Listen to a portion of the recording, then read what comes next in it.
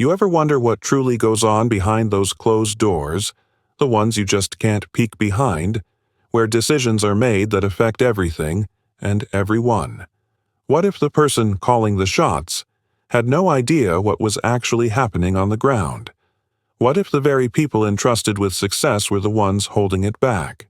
That chilling thought, that lingering doubt, is what we're diving into today. And believe me, this story, it's for you. Yes, you who's watching right now. Before we jump in, do me a quick favor. Hit that like button, show some love, and in the comments, tell me where in this amazing world you're watching from. I love seeing our global family connect. Thank you. Thank you. You're the best.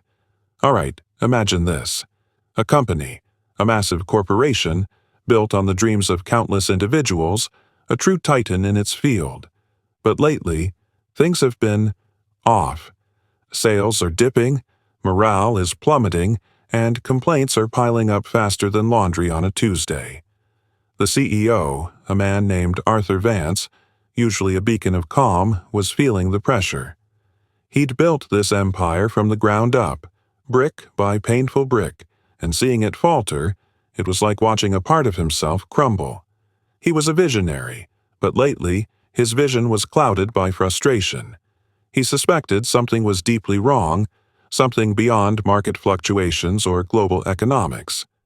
It was a gut feeling, a persistent whisper of betrayal. Arthur, a man in his late 50s with kind eyes and a sharp mind, decided on a radical plan. He would go undercover. He'd shed the tailored suits, the polished shoes, and become just another face in the crowd, a new hire. He needed to see, to feel, to experience what was truly happening at the ground level of his own creation. His journey began at one of his largest distribution centers, a sprawling complex that handled thousands of orders daily. He arrived as Alistair, a seemingly mild-mannered man seeking a fresh start. His first encounter was with Brenda, the HR manager. Brenda, a woman in her early 40s with a perpetually furrowed brow and a voice that could curdle milk, barely looked up from her computer. "Name's Alistair, here for the new hire orientation," Arthur mumbled, trying to sound nervous. Brenda scoffed. Yeah, another one. Just wait outside. We'll get to you when we get to you." She waved a dismissive hand, not even making eye contact. Arthur felt a slow burn start in his chest. Wait outside?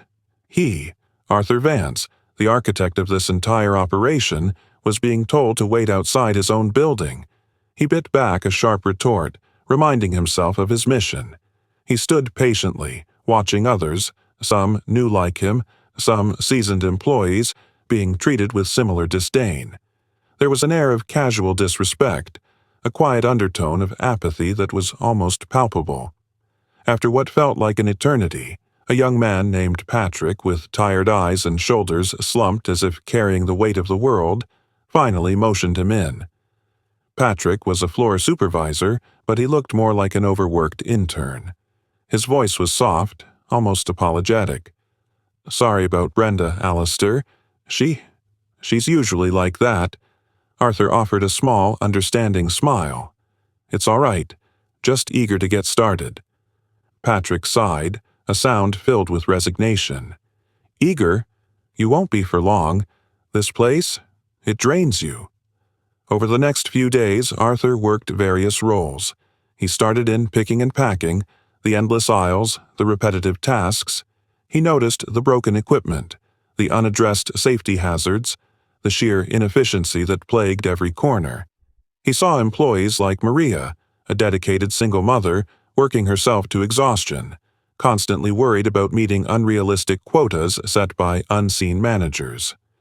Maria often skipped her breaks, her face etched with fatigue, whispering about how she just couldn't afford to fall behind.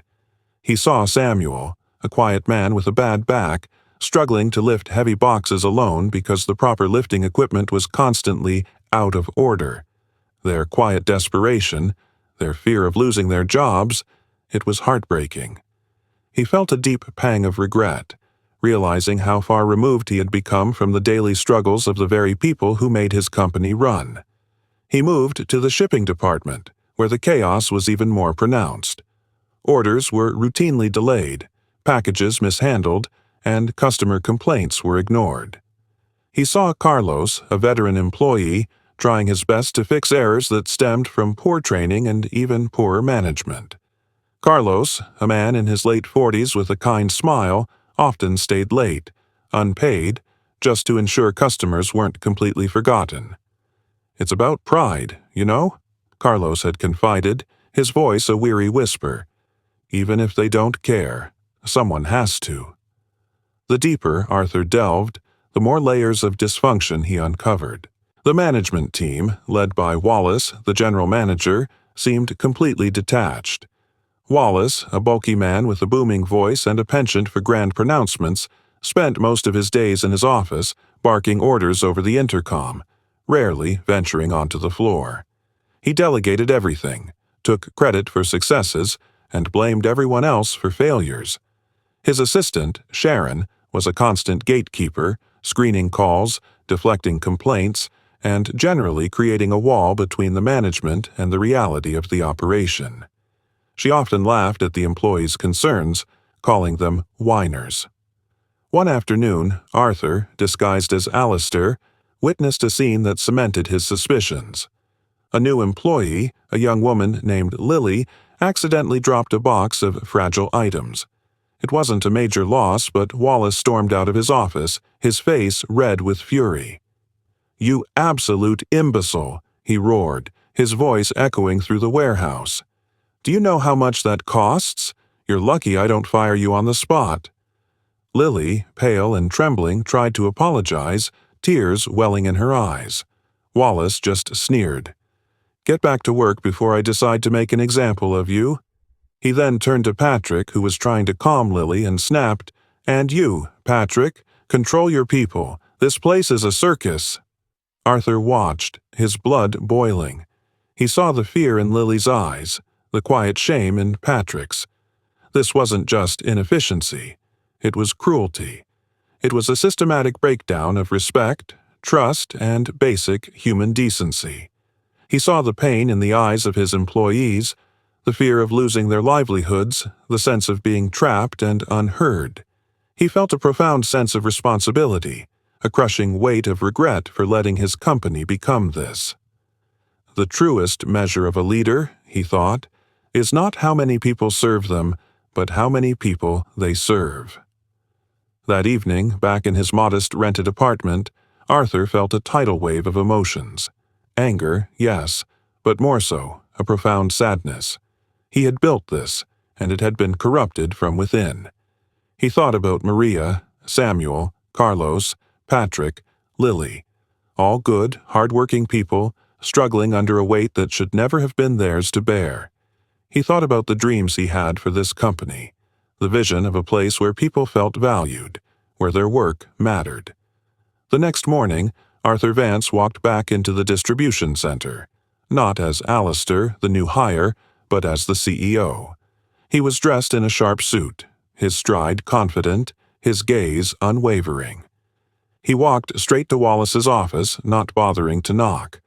Wallace, lounging back in his chair, looked up, startled.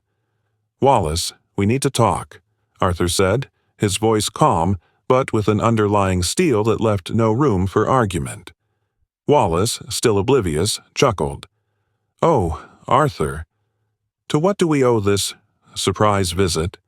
He tried to sound jovial, but a flicker of unease crossed his face. "I've been here for a week, Wallace," Arthur stated, his eyes fixed on the general manager. Not as Arthur Vance, but as Alistair, a new employee.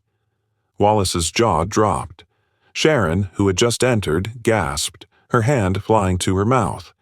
The color drained from their faces as the realization hit them. Arthur continued, his voice rising, carrying through the stunned silence. "I've seen the broken equipment, the disregarded safety protocols, the ignored customer complaints. I've seen the disrespect shown to our employees, the fear in their eyes, the burden they carry because of your negligence." He paused, his gaze sweeping over Wallace and Sharon. "I heard you tell a new employee to wait outside on my first day. I saw you humiliate Lily for a simple accident. I saw Patrick trying to pick up the pieces of your constant failures." Wallace stammered, But sir, there have been some unforeseen circumstances." Arthur cut him off. "There are no circumstances that justify treating people the way you have. There's no excuse for the mismanagement, the apathy, the sheer lack of leadership I've witnessed.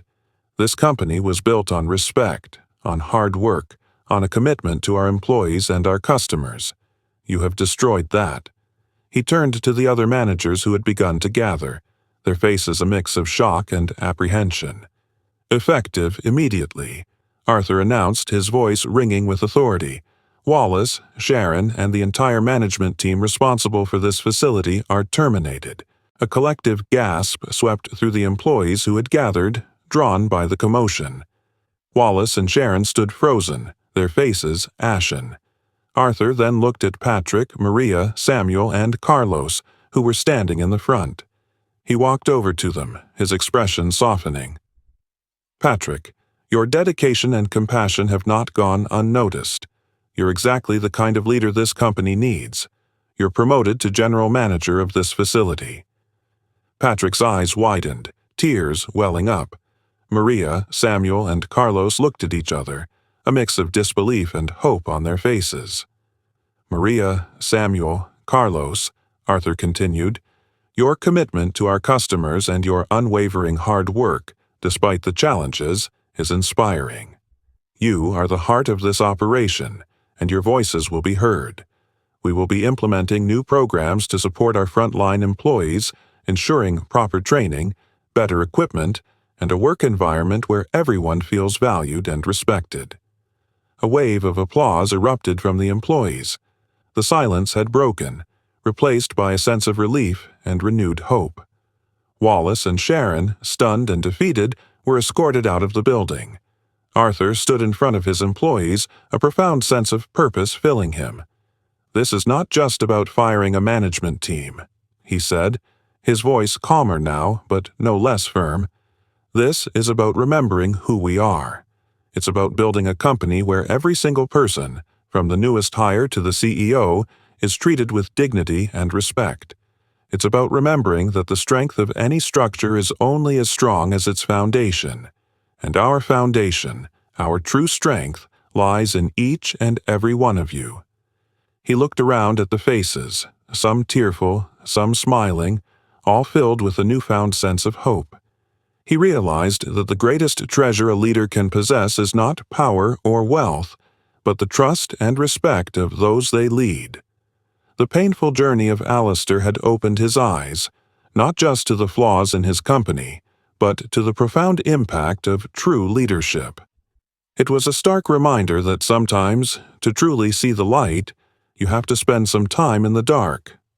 The moral of the story, my friends, is simple yet powerful. Never lose touch with the ground beneath your feet.